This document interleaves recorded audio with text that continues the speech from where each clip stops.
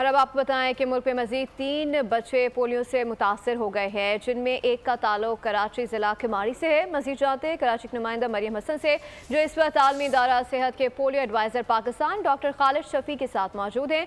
जी मरियम, आगाह कीजिएगा।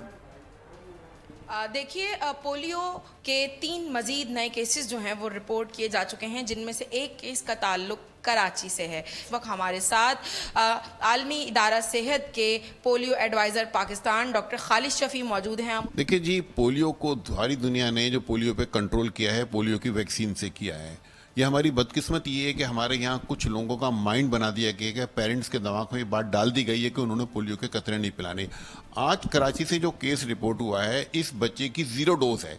इस बच्चे ने कोई टीका नहीं लगवाया है। अगर वालिदैन ताउन करें टीम्स के साथ और इस मुहिम को मजीद मौसर बना दिया जाए तो उम्मीद की जा सकती है कि पाकिस्तान को आइंदा चंद सालों में पोलियो से पाक करार कर दिया जाए।